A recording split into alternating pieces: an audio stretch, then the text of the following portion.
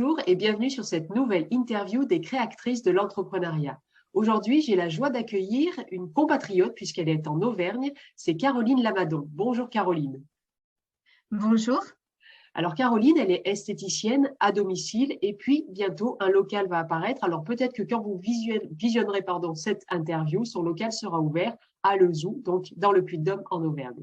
Donc Caroline, euh, cette interview, elle s'adresse à deux types de personnes, à deux types de femmes. Soit des femmes qui sont encore dans le salariat, mais qui sont titillées par quitter et entreprendre elles-mêmes, soit des femmes qui ont déjà quitté le salariat, qui se sont lancées dans l'entrepreneuriat et qui vivent des peurs, des doutes, des émotions positives et négatives, enfin plein de choses qui relèvent de l'état d'esprit, du mindset, donc des choses que sûrement vous avez vécues et que vous vivez vous-même. Donc c'est pour les inspirer, les rassurer, les réconforter et puis surtout raconter vos histoires à vous qui vont peut-être aussi les éclairer sur ce qu'elles vont traverser éventuellement. Donc, est-ce que vous pouvez vous présenter un peu plus que ce que je viens de faire et puis nous dire votre actualité et votre activité professionnelle? Alors, donc, je suis Caroline. Je suis esthéticienne depuis 20 ans. Je suis passionnée de mon métier, mais j'ai eu des bifurcations. J'ai travaillé en magasin bio, en thermalisme, mais ce qui me raccroche à mon métier, c'est l'humain, la prise en charge de l'humain, de son bien-être et de son mieux-être.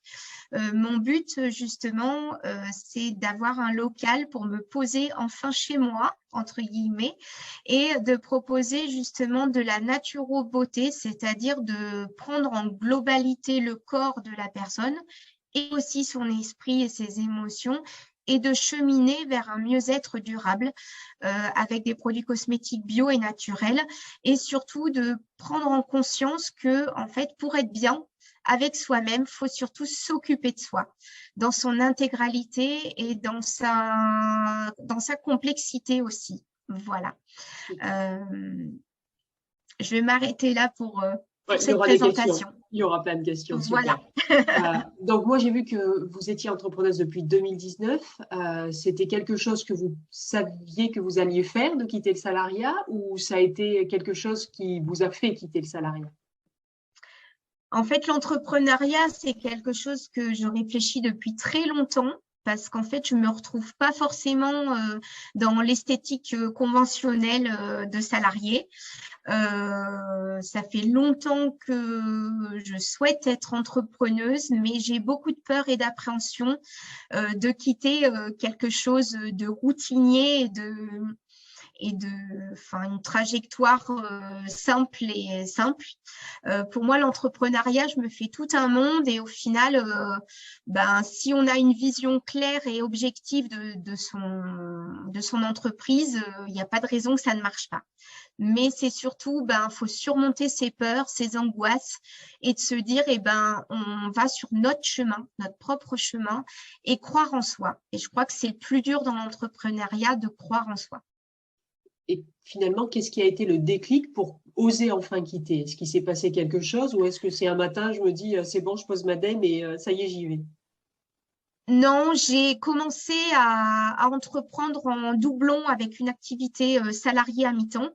Et puis, j'avais trouvé un local et ce local n'a pas fonctionné. Donc, du coup, j'ai été amenée à être entrepreneuse à plein temps, voilà, avec ses hauts et ses bas. Mais du coup, faut rebondir, faut retrouver, entre guillemets, des parachutes. Et voilà, l'entrepreneuriat n'est pas un long fleuve tranquille. C'est ça. Et si on va sur ça, alors, c'est quoi les principaux obstacles que vous avez dû relever? C'est de trouver une réelle identité à soi.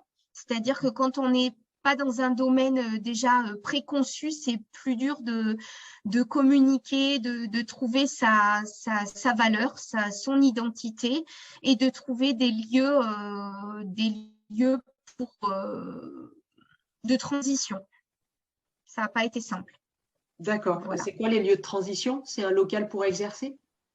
C'est une cabine pour exercer, pour avoir une certaine visibilité et puis de se faire connaître en domicile. D'accord.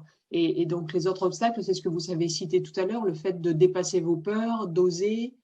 Qu'est-ce qui C'est vous a ça. permis de le faire?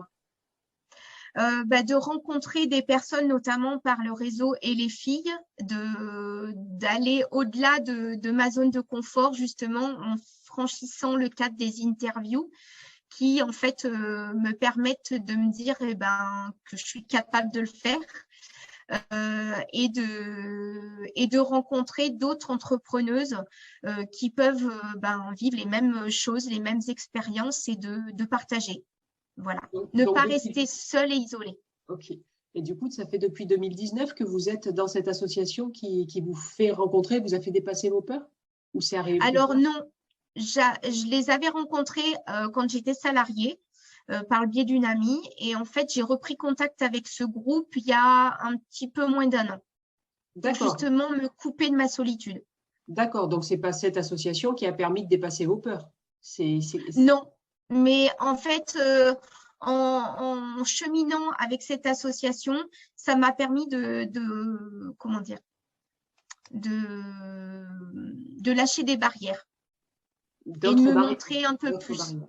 D'accord. D'autres Voilà. barrières, du coup. Mais en 2019, c'est quoi qui a permis de… Parce que là, en fait, toutes les femmes qui nous écoutent, elles sont au même stade que vous aviez en 2018-2019. C'est quoi qui fait qu'on dépasse sa peur à un moment donné?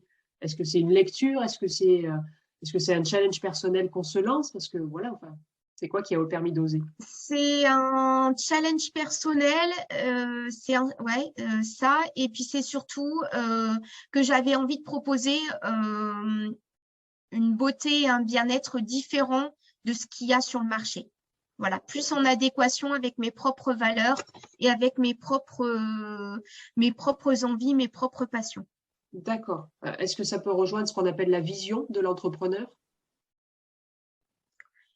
Je sais. Le fait que vous vouliez Alors construire ça, je quelque chose sais. qui est à votre image et pas à l'image de standards dans votre métier. C'est ça, tout à fait, ouais. C'est une nouvelle vision. Ouais, c'est vous savez ce que vous voulez créer d'ici 1 an, 3 ans, 5 ans, 10 ans? Alors, mon objectif, en fait, final, ce serait d'avoir une cabane proche de la nature, avec pourquoi pas un bain finlandais en extérieur, un chemin avec des aromates, voilà. Le lien du bien-être, de la naturalité et du retour aux sources. Donc, ça serait pour exercer votre activité dans cette cabane. Oui, tout à fait. D'accord. Et dans l'idéal, ça reste en Auvergne ou c'est une Ah envie oui, ça encore reste d'ailleurs? en Auvergne et proche de Lezoux, oui. D'accord. Euh, Voilà. sur le parcours entrepreneurial, les émotions, les pensées, elles sont à gérer différemment que quand on est salarié. C'est quoi qui vous a permis de gérer les vôtres, justement? Ce qui m'a permis de gérer les miennes, alors je me suis beaucoup rapprochée de la nature, la marche en nature. Je me suis rapprochée aussi d'un groupe de cercle de femmes avec qui je chemine plus au niveau spirituel et intuitif. Et puis, je dirais que j'essaye de faire confiance à ma voix intérieure. D'accord, super. Voilà. Quelles qualités vous avez dû développer si vous repensez à la période salariée par rapport à l'entrepreneuriat? C'est quoi les qualités? Les qualités, je dirais qu'il faut avoir une bonne dose de créativité et de remise en question. Parce que si on ne se remet pas en question, on n'évolue pas. Et puis l'entrepreneuriat, on est un touche-à-tout, beaucoup de polyvalence. Donc, du coup, voilà, la polyvalence, c'est très important dans le monde de l'entrepreneuriat. Et c'est des qualités que vous aviez quand vous étiez en tant que salarié ou que vous pensez que ça existait mais il n'y avait pas besoin de le révéler? Alors, j'en avais pas mal de polyvalence, parce que j'ai toujours fait un métier polyvalent, mais du coup, ça s'est renforcé et du coup, je pense que cette polyvalence que j'avais en tant que salarié n'était pas exploitée à ce moment-là et que je l'exploite maintenant. C'est chouette d'expérimenter ces qualités-là ou c'est pas grave si vous les aviez pas expérimentées? Alors, c'est chouette, mais du coup, ça fait aussi sortir de sa zone de confort et des fois, c'est inconfortable. Ah, super. Et alors, quand c'est Voilà. inconfortable, vous faites comment? Si vous avez des stratégies ou trucs et astuces à nous confier? Comment je fais? Je prends une grande respiration avant de me lancer et puis quand je suis en forme, j'essaye de dépasser tout ça. Et quand je suis moins en forme, j'attends que ça passe et puis je me lance à un autre moment. Ah. J'essaye de surmonter voilà, mes appréhensions et mes doutes. Et voilà, c'est tout un cheminement. Et c'est un cheminement sur lequel vous avez été accompagné, indépendamment du cercle de femmes ou de l'association et les filles? Euh, Indirectement, oui, un cheminement de rencontre qui se fait en rencontrant d'autres personnes. Et puis, c'est un cheminement de chaque jour sur la prise de conscience de soi-même, sur ce que l'on veut, ce que l'on veut plus, sur sur nos besoins, notre ressenti. Oui, c'est un travail quotidien, oui. Et concrètement, ça se passe comment? Vous prenez des temps dans la journée ou un temps dans la journée pour vous poser ces questions? Ou c'est quand quelque chose arrive que vous prenez ce temps-là? Alors, ça peut être quand il y a quelque chose qui arrive, effectivement, des, des intuitions ou des choses qui viennent ou voilà, des rencontres. Et puis, ça peut être aussi notamment des marches en forêt qui me permettent de vraiment me recentrer sur moi et de me poser les bonnes questions. D'accord. Donc concrètement, c'est plus au coup par coup en fait que les choses arrivent, plutôt que de se dire tous les jours je crée ma bulle ou je fais un rituel de réussite en me posant alors qu'est-ce que j'ai réussi, qu'est-ce qui se passe en ce moment, etc. Non, en fait, c'est dans le flux, quoi. C'est dans le flux, c'est dans l'instant.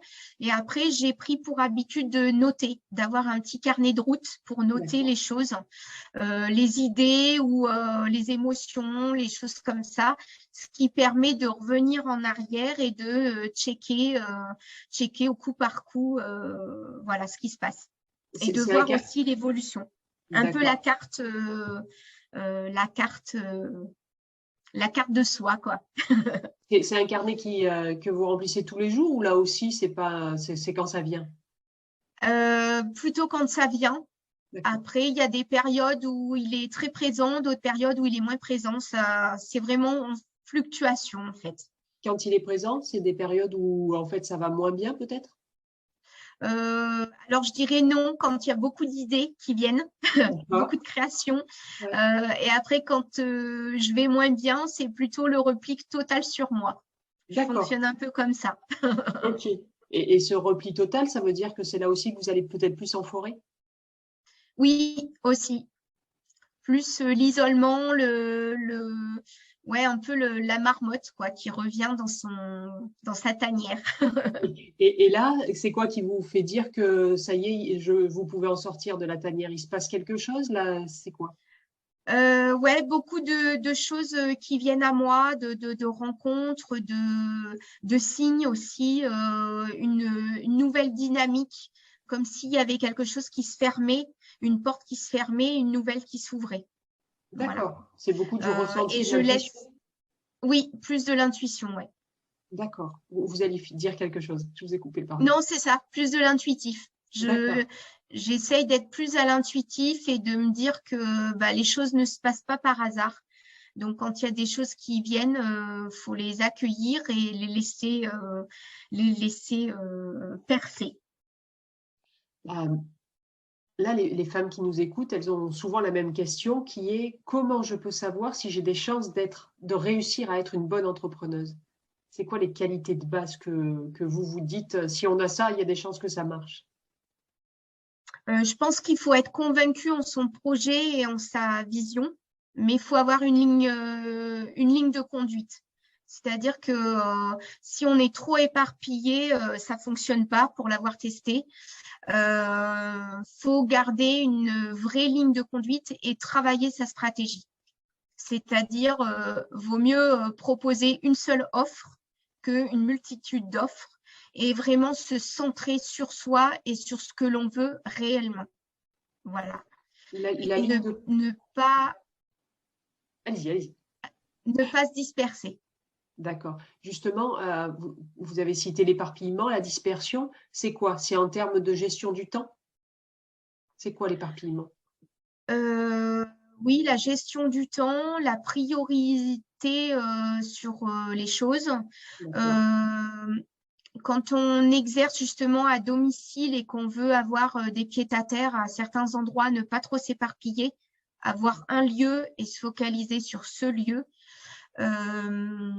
Et c'est aussi, par exemple, dans la communication, avoir une stratégie sur une communication et pas s'éparpiller à droite à gauche, par exemple, multiplier les réseaux alors qu'on n'a pas une stratégie de base.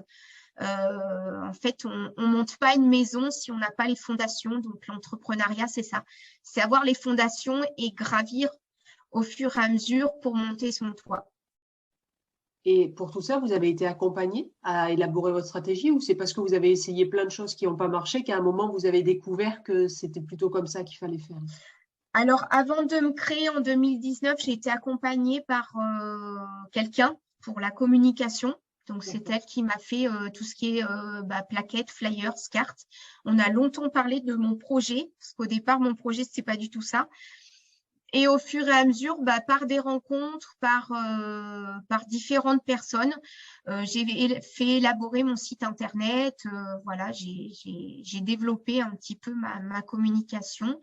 Et je dirais qu'à l'heure d'aujourd'hui, j'ai une communication, mais qui risque de changer pour septembre. Voilà, D'accord. je vais Ok. remanier certaines choses. D'accord. Toujours accompagné par la même personne ou une autre personne, en tout cas pas seule? Non, peut-être par une autre personne, ouais. D'accord.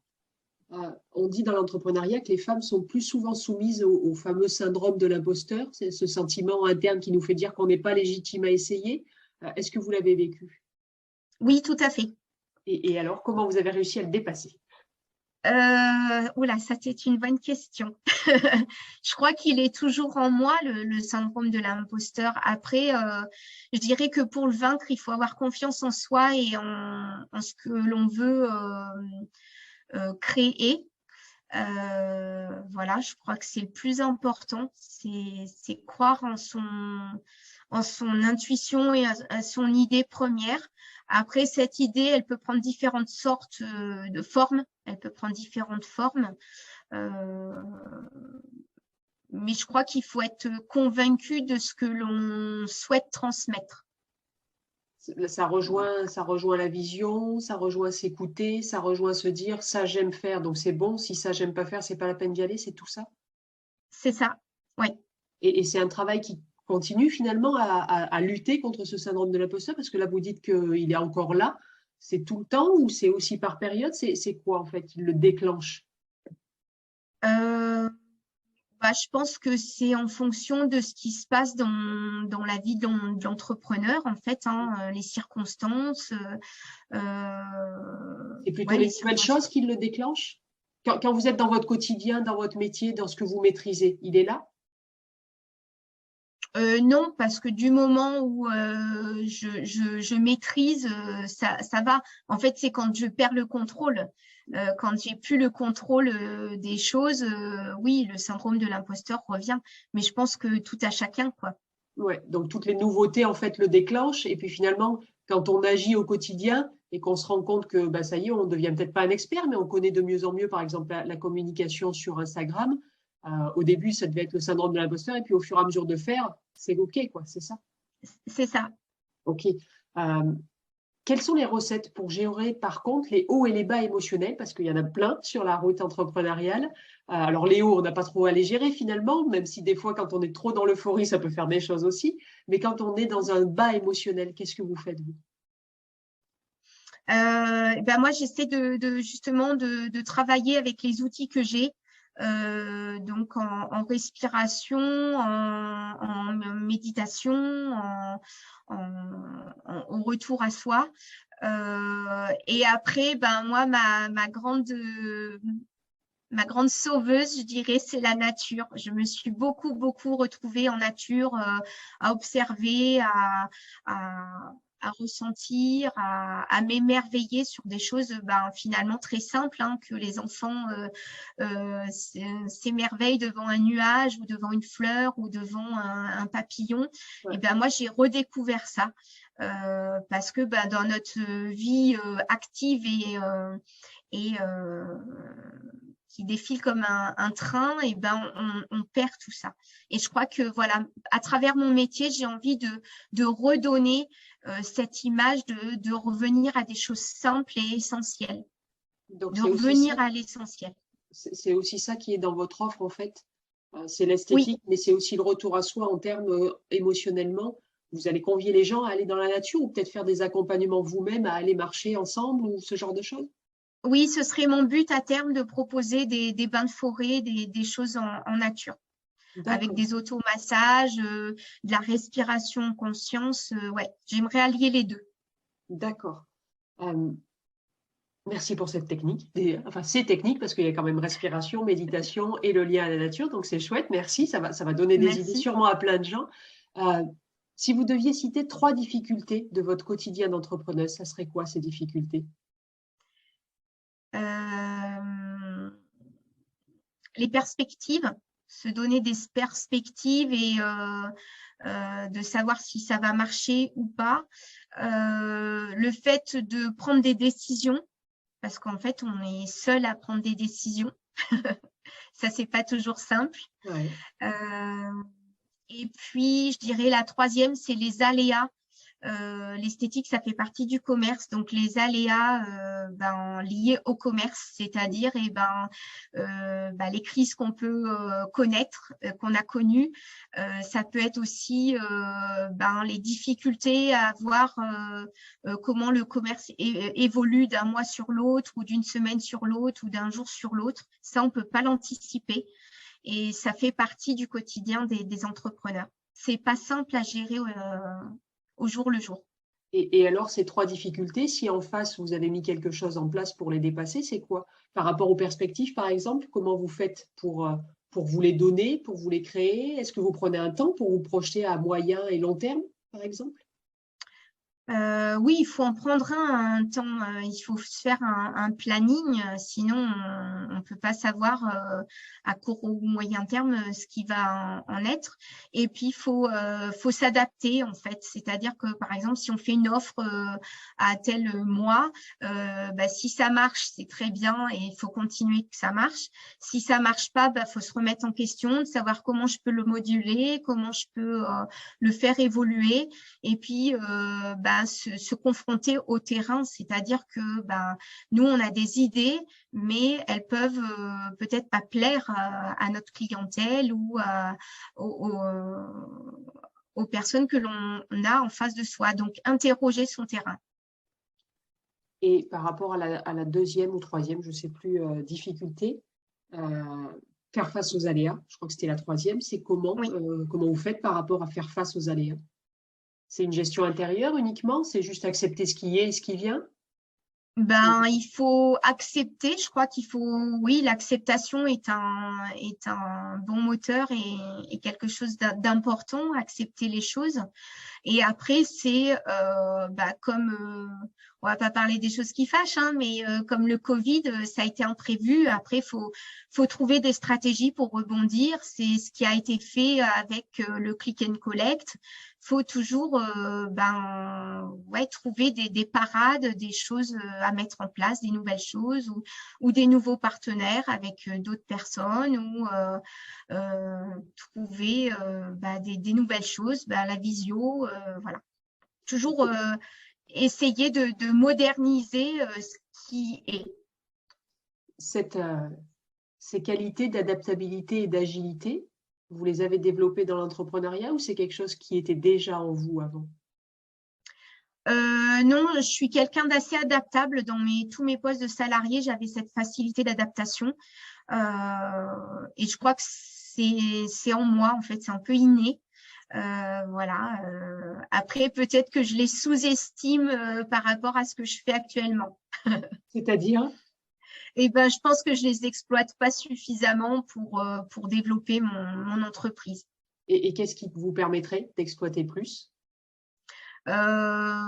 Peut-être d'avoir un lieu, un lieu fixe et justement moins m'éparpiller. L'éparpillement est compliqué à gérer en fait. Parce que à cause des trajets, parce qu'à chaque fois on change de lieu, donc de repère, par rapport à quoi en fait c'est compliqué? Ouais, les trajets, le fait que, en fait, on essaye d'avoir une identité, mais en fait, on n'est pas dans sa propre identité parce qu'on est dans des lieux différents qui sont très bien en soi, mais où on n'a pas notre énergie, Ouais. notre vraie identité. Et ça, c'est vrai qu'à terme, c'est un frein, je pense. Si on se projette dans l'avenir, à 2 ans, comment vous voyez votre réussite dans 2 ans? Dans 2 ans, j'aimerais être reconnue pour ce que je propose. Oui. C'est-à-dire avoir une clientèle qui me suive et qui soit interactive avec ce que je propose, de pouvoir un minimum vivre de mon métier et D'ici deux d'être ans même? épanouie. Oui. Voilà, d'être épanouie et d'être sereine, bien dans mes baskets. D'ici 2 ans, il y aurait la cabane? Euh, Peut-être un peu prématuré, mais je dirais que je me laisse entre 5 et 8 ans pour pouvoir avoir une construction et être chez moi. D'accord. Ça n'empêche pas Voilà. que la partie connexion à la nature sera mise en place, par contre, j'imagine, même s'il n'y a pas Oui, la cabane. oui, tout à fait. Et donc, d'ici Oui, 2 ans, ça sera bon? ouais, j'espère. Ouais. Je vais faire en sorte. Ok. Qu'est-ce que vous devez développer en vous pour pouvoir réussir tout ce que vous venez de dire là d'ici 2 ans? Est-ce que tout est déjà là ou Euh, il y a des choses à développer? je pense que ce que je dois développer avant tout, c'est être plus sereine avec moi-même et D'accord. m'apporter plus de douceur. Ok. Euh, voilà, d'être moins dure avec moi-même. Ok. C'est le cheminement est en cours, j'imagine? Oui, tout à fait.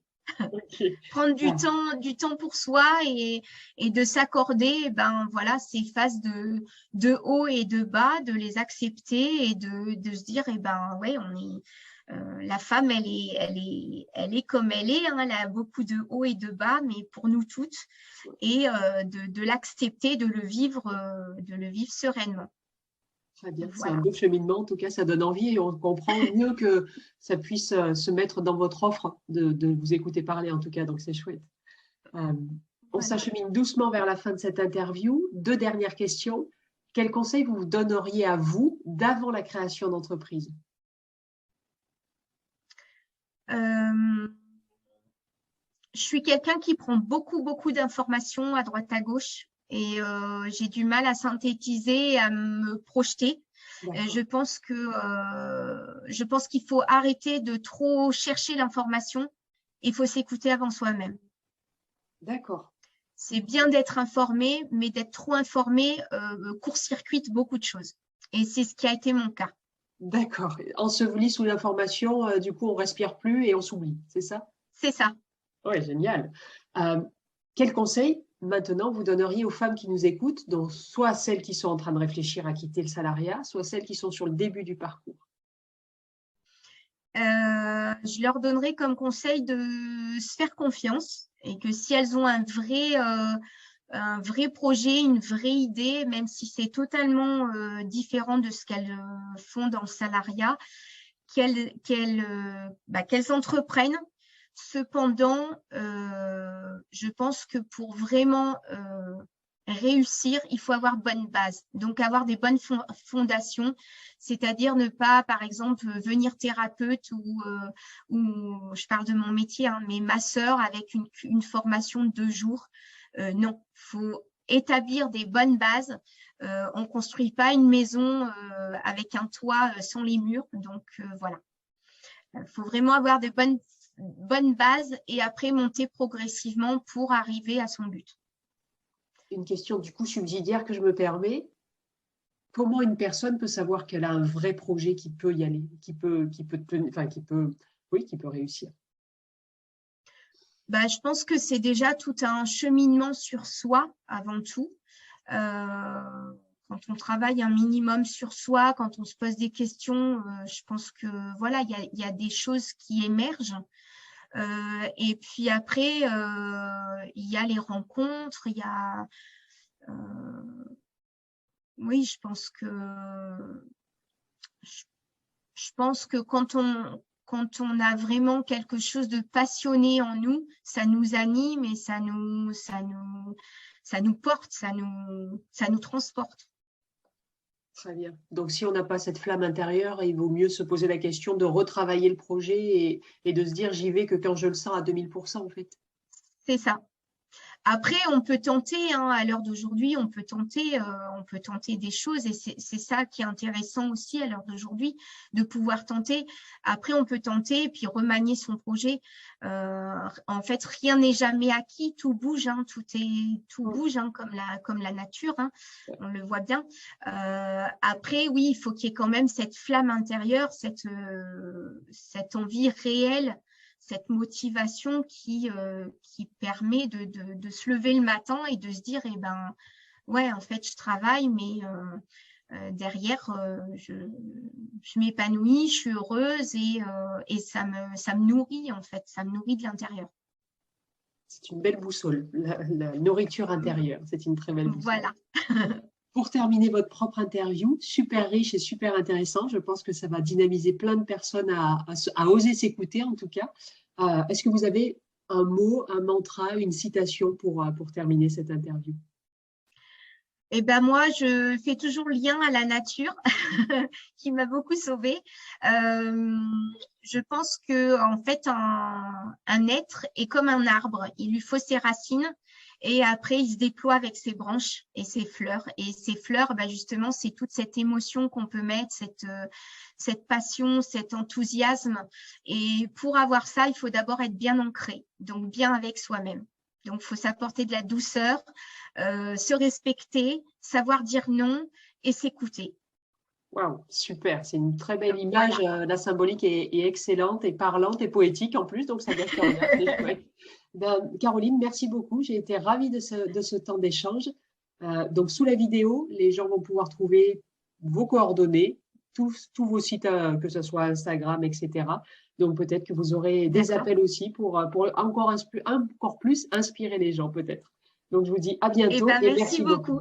Merci, Caroline. Merci à vous. Au revoir. Au revoir.